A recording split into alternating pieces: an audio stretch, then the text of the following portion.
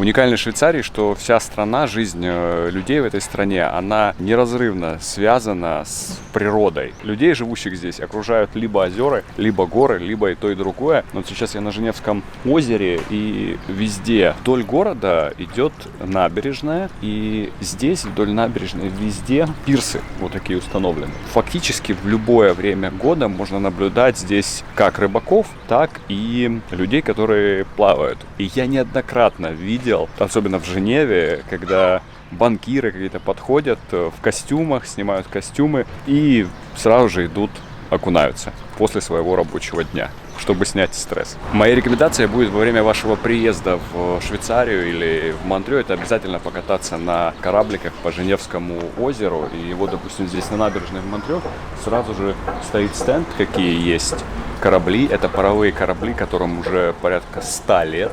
И вы можете на этих кораблях с прекрасным видом отправиться в путешествие.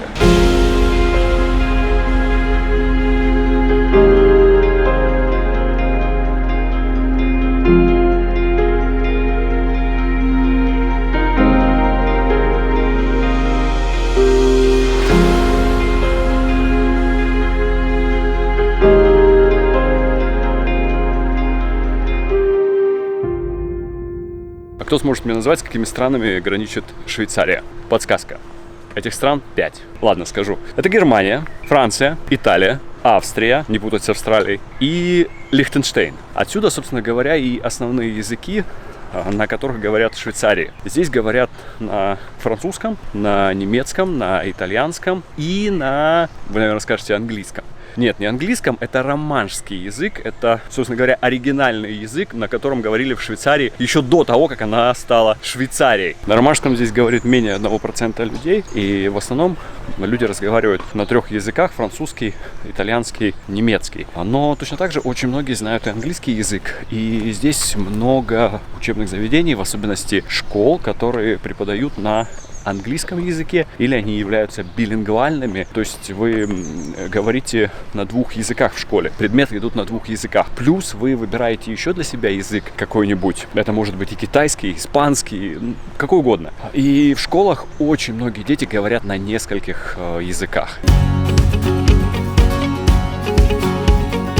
Институт Монте-Роза в Монтрё – это частная школа, открывшая свои двери для студентов аж в 1874 году. Она считается одной из самых престижных школ Швейцарии. Учебное заведение находится в живописном месте, где по одну сторону от кампуса расположена широкая бухта, по другую – горная гряда с роскошными террасами, покрытыми лесом. Этот регион является французской частью Швейцарии. А до столицы страны, Берна, вы доберетесь на поезде всего за час по невероятному маршруту вдоль Женевского озера, гор и лугов. В 5 минутах от школы находится Шальонский замок. Это популярная местная достопримечательность. Он находится на небольшом скалистом озере и соединяется с берегом мостом. Сегодня в замке можно посетить музей, где можно увидеть самую большую в Европе коллекцию средневековых сундуков. Конечно, старинные замки — это не все, чем может порадовать своих гостей и студентов Монтрё. Поклонники группы Queen знают, что здесь находится памятник его лидеру Фредди Меркьюри. И здесь также есть музей, посвященный легендарной группе. Когда-то в этом городе была звукозаписывающая студия, где работали музыканты. В музее представлены концертные костюмы, компьютер, с помощью которого они работали, музыкальные инструменты и блокноты с заметками.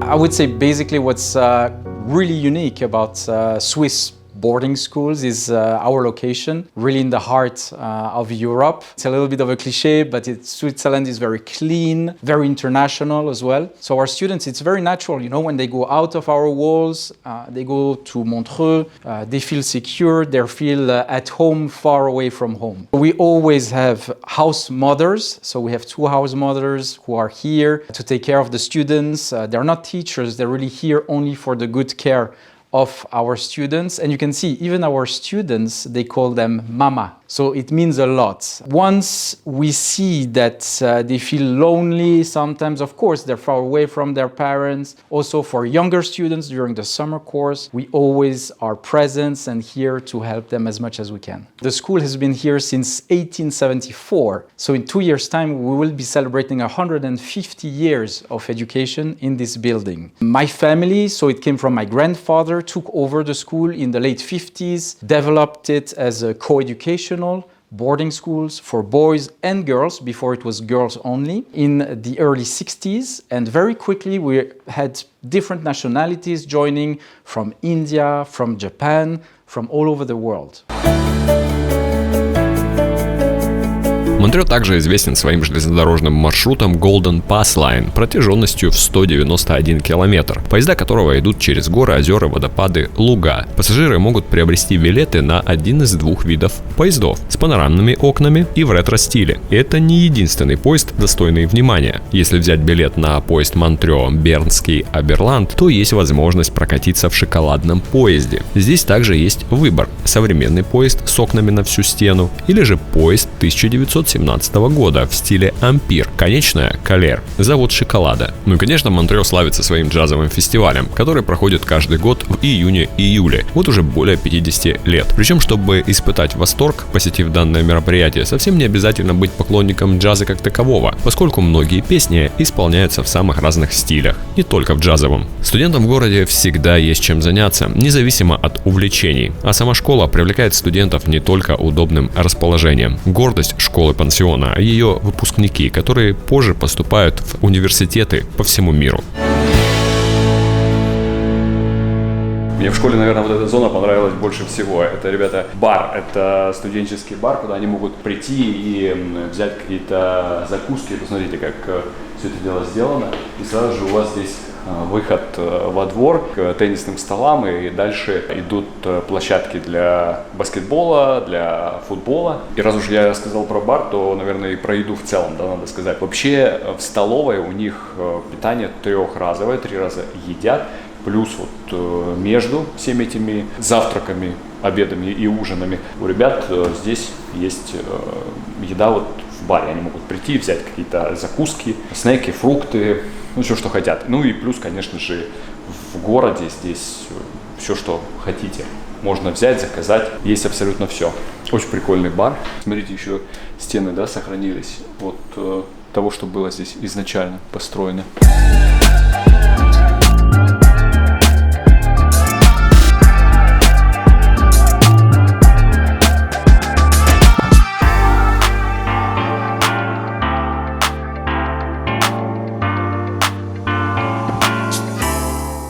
So as you say, we have both short-term courses and the full academic year. Many start with short-term courses during the summertime. We also have winter courses. It's a nice way of experimenting life, what life can be in a boarding school before deciding on coming here as a full-time student. Traditionally, we've always been very strong in things like business, economics. A lot of children that are welcomed here come from very entrepreneurial backgrounds or parents who are in the diplomatic world.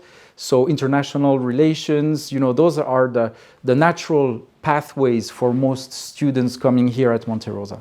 So we have various possibilities for them. Of course, we're focusing on the American high school diploma here. So there is a natural path going to the States, going to Boston, going to California, going to New York, to go, you know, in the college or university of their choice. But not only, you know, over the years, many students have gone to London, stay in Europe. You know, they go to Vienna, for example, to Spain as well, Madrid, Italy, France. But they tend, again, to stay within that private international structure. We don't see many students going to public universities, you know, so that's just something to keep in mind as well.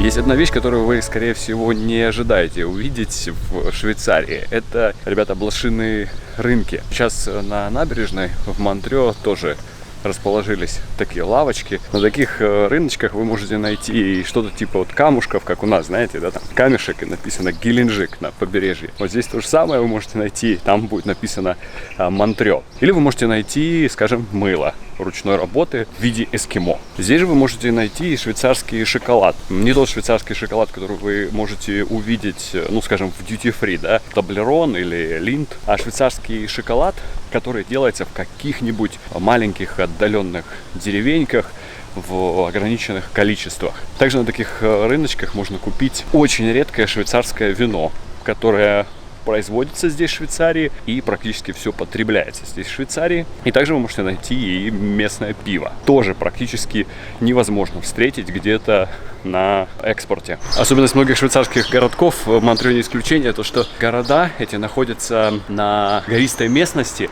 и очень много приходится ходить вверх-вниз, подниматься, спускаться. Отсюда, кстати, и самый популярный вид спорта в Швейцарии – это хайкинг. И много вот таких вот улочек узких. И, кстати, когда вы вводите в том же самом Гугле, там, да, на картах расстояние, это, допустим, вам показывает там километр, да, пройдись. Иногда кажется по Гуглу, что совсем немного, но из-за того, что идти приходится в гору, очень-очень чувствуется, особенно если вы это делаете с рюкзаком.